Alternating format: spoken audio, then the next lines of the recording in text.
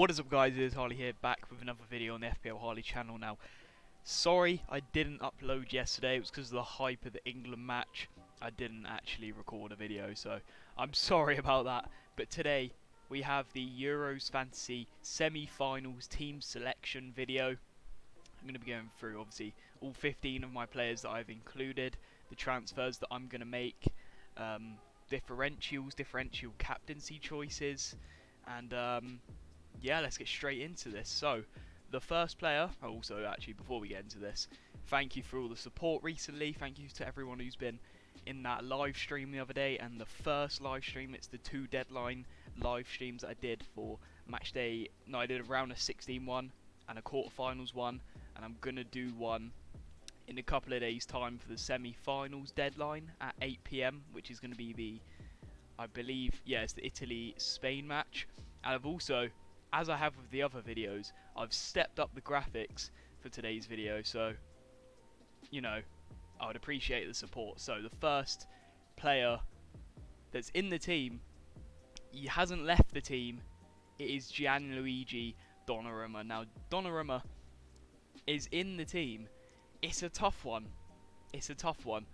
He has, well, we got 3 clean sheets in a row for the first 3 games, then conceded 1 to Austria in match day 4, and then match day 5 conceded 1 to Belgium. So, I mean, Italy have only conceded 2 goals in the whole competition, but they do play Spain next, and Spain, they're a high-scoring side. I think they've scored, is it 11 goals in their last 3 games? And before their last game, it was actually 10 in their last 2. He's owned by 48%, so he's not really he's not a differential. He's owned by pretty much half of everyone who's playing. 5.8 million is good. 22 points in 5 games is good. He's averaging, like, what is that? It's just over 4 points per game, which I guess is it's not bad. But yeah, he's definitely gonna be in the team. The second player in the team is Leonardo Bonucci. Now, Leonardo Bonucci, this is a bit of a weird one. He's played every game for Italy as well.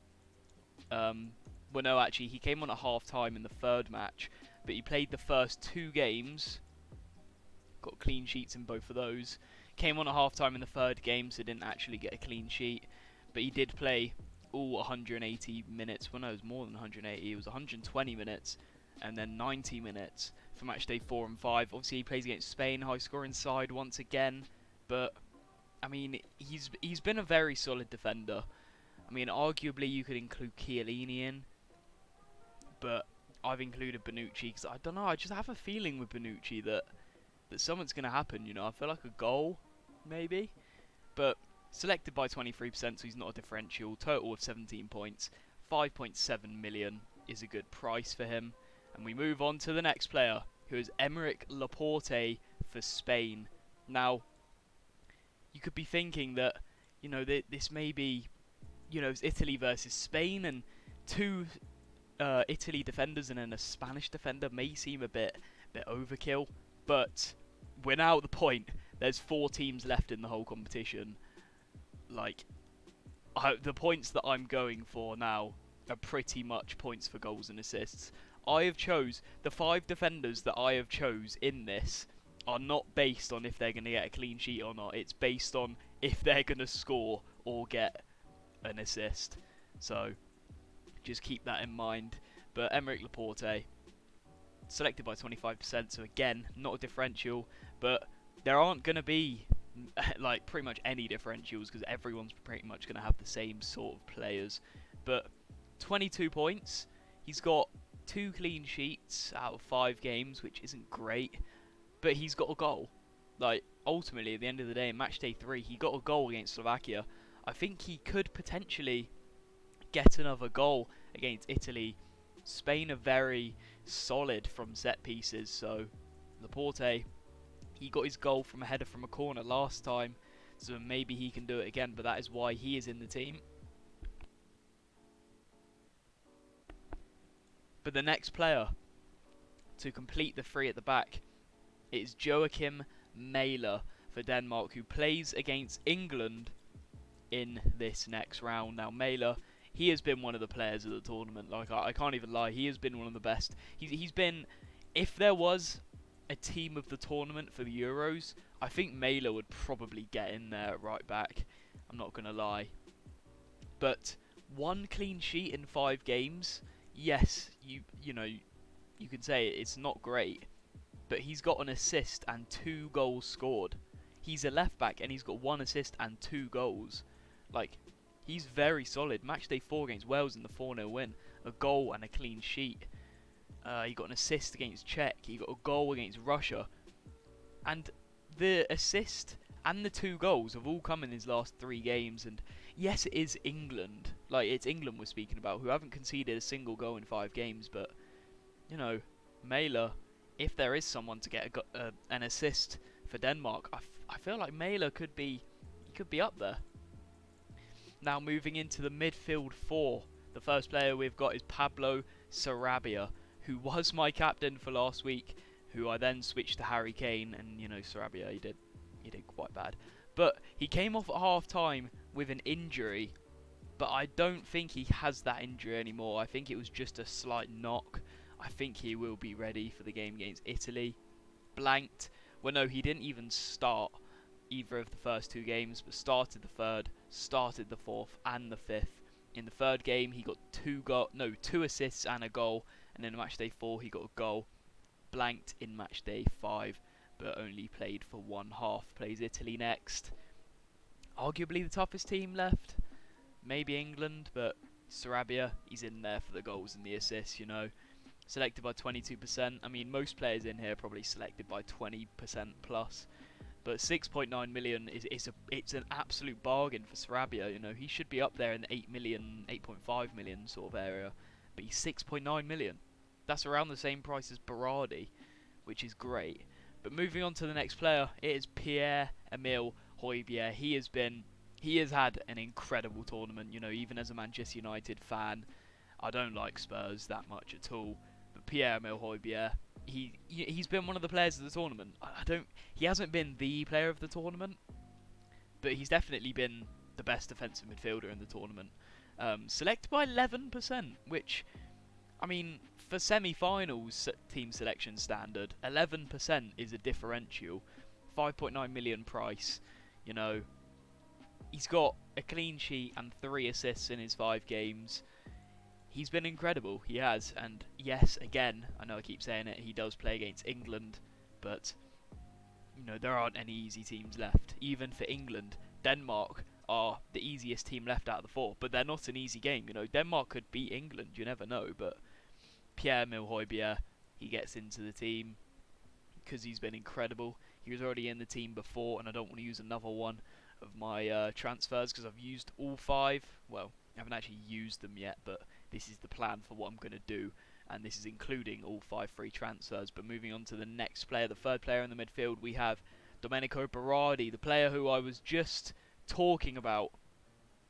Domenico Berardi, he's a class player, 13%, yes, you know, it's decent, but the only question mark about Berardi, he didn't start in matchday 5. Chiesa looks more likely to start over Berardi, but you never know. Berardi could start against Spain, but it's not looking that likely, but I'm willing to take the chance and include Berardi in the team. You know, just to try it out and see ultimately if he starts, or, you know, he could even get subbed on, get a goal or an assist or both, you never know. His impact off the bench could be amazing, but 15 points in, well, he's only had 3 starts. He didn't make any appearance in matchday 3. Only played 11 minutes in matchday 5, so he's played 250 minutes and got 2 assists, which is, I mean, it's good. He's blanked in all 3 of his past games, but, you know, is he a big game player? We will see. But 6.3 million, top bargain, especially if he starts, and that is why Berardi is in the team. And now the next player to finish off the 4 in the midfield in the starting 11, we have Ferran Torres. Now Ferran Torres, he's a quality player, he really is. Selected by 21%, so again, not a differential. But in the tournament, he has played. He hasn't started all 5 matches, I'm pretty sure he's only started 3 of them, which was match day 1, match day 4 and match day 5. Match day 2 he didn't manage to get anything, he got 29 minutes played. However, match day 3 in Spain's 5-0 win against Slovakia, he only played 24 minutes and he got a goal, which I then think secured his position in the team, because then in match day 4 in Spain's 5-3 win over Croatia, he got a goal and an assist. Blanked in match day 5, but you know, in the whole tournament, 2 goals and an assist in just over 300 minutes played. You know, he's a top-class player. He hasn't had... Well, he had a decent season for Man City, but didn't start a lot. Towards the end of the season, he got a lot better, but Ferran Torres is definitely going to be in the team. And now the next player, the captain, Ciro Immobile. Well, he's only going to be the day 1 captain, because obviously it is only Spain and Italy that play on the 6th of July, and then England and Denmark, which play on the 7th of July. And Ciro Immobile, selected by 45%, pretty much half of the players. And I'm not going to lie, his last 3 games were very disappointing. In the first game, which was Italy's 3-0 win over Turkey, he started, of course, and he got a goal and an assist. And then in the second game, which is Italy's 3-0 win over Switzerland, he got a goal which was outside of the box. He didn't make any appearance in the third game, which was Italy versus Wales, because they didn't need to start Immobile then, so he was on the bench but didn't get subbed on. But he started matchday 4 and 5 in Italy's 2-1 win over Austria and 2-1 win over Belgium. Didn't get a goal and assist in either of them, but Immobile, he's probably still Italy's biggest threat, and I think if they need a goal scorer to, you know, be the decider for who wins the game for Italy against Spain, I think it's going to be Ciro Immobile.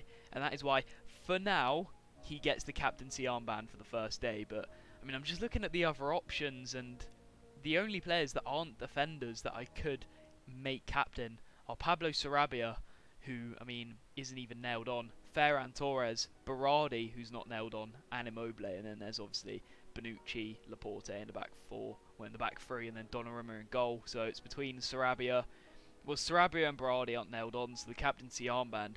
We will get to see the lineups, I will say that actually, so I will get to decide.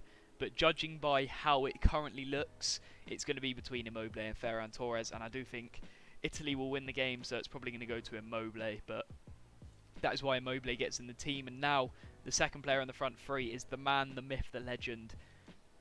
It's the man himself, the big man himself, Harry Kane. What a player. There were obviously doubts about Harry Kane in the first 3 matches. Obviously, he blanked in all 3 matches. And I mean, I have to admit it, myself, I wasn't one of those people who wanted Kane to be dropped. Obviously not. But Kane, I was really on top of it when he didn't get a goal or assist in the first 3. I was really, what is the word? I don't know what the word is. I don't know, but you get what I'm trying to say. I was one of the people who was slandering him the most for not getting a goal or assist in the first 3 games, but he proved me wrong. He got a goal against Germany and then got 2 goals against Ukraine. Nearly scored that absolute banger against Ukraine to get the hat-trick, but didn't actually secure it. And I mean, even in a tournament where Harry Kane hasn't looked great, he still got 3 goals in 5 games, which is good. And 3 goals in his past 2 games, I think, definitely gets him in the team, and he will most likely be my captain for day 2. If it comes to that, you know, I might not have to change captain if Immobile does amazing, but if I have to change it, Kane will be the captain in game week 2.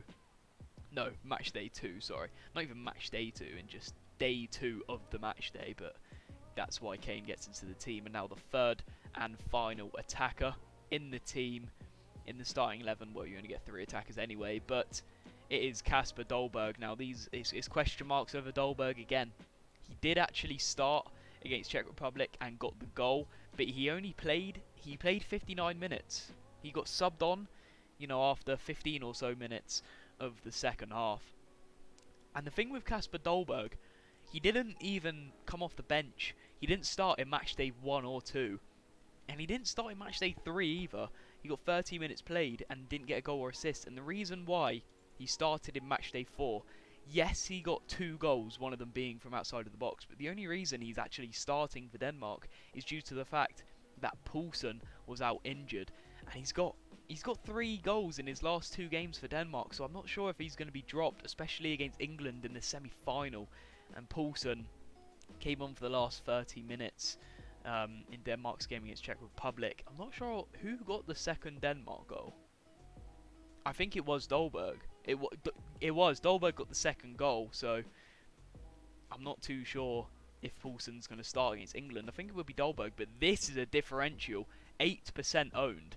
That is what I call a differential, and 7.2 million is just a bargain for an attacker like Dolberg. If he starts, he's going to be a massive threat to England. Only played 158 minutes, which means, you know, he's played like a match and a half and has got 3 goals, one of them being from outside of the box, so that's incredible. But we're going to move on to the bench. The first goalkeeper on the bench is Jordan Pickford. Obviously, you know, he's been incredible. 31 points, 31% selected, 5.8 million, 6 clean sheets in a row, and matchday 4 he even got an extra point for saving 3 shots. For Jordan Pickford, I think it's a no-brainer that Jordan Pickford has to be in your team. And the second sub, one of the 2 defenders on the bench. The full bench is all England players, but it is Harry Maguire. Harry Maguire obviously didn't start match day 1 or 2 because he was out injured, but started all 3 of the last games and is nailed on for the game against Denmark. Obviously clean sheet match day 3, clean sheet match day 4, clean sheet match day 5, and a goal from a set piece. I called it. I knew Harry Maguire was going to score, and this is kind of a differential, 12% owned, but Harry Maguire will definitely be in my team. And the next player is the mighty, the man, the myth, the legend. Again, I said it about Kane, but I'll say it now for Luke Shaw. What a player. He didn't feature in match day 1, which I think it was just Southgate testing out how it's going to go. But, I mean, he started match day 2, 3, 4 and 5. 4 clean sheets. Didn't get a goal or assist in match day 2 or 3, but match day 4 he got an assist, and match day 5 he got 2 very good assists. One, an incredible ball from a set piece. The other from a set piece actually. I think he assisted the Kane and the Maguire, or it might have been the Henderson as well, I'm not sure. But then in match day 4 he had that assist for Sterling, I think it was, in the 2-0 win over Germany, or it was the one for Kane. Incredible pass. You know, Luke Shaw, he's just an incredible player, and I think he should definitely be in your team. 33% owned, 33 points, 6.2 million. And the final player, the 15 in the team, is Raheem Sterling. Raheem Sterling has obviously been arguably England's player of the tournament. Match day 1 he got the goal, the deciding goal in England's 1-0 win over Croatia. Blanked in the second game in England's 0-0 draw with Scotland. Was the decisive goal again in England's 1-0 win over Czech Republic. Matchday 4, he scored the first goal in the 75th minute against Germany in the 2-0 win, and then Harry Kane finishing it off late in the game. And in England's 4-0 win over Ukraine yesterday, he managed to get an assist.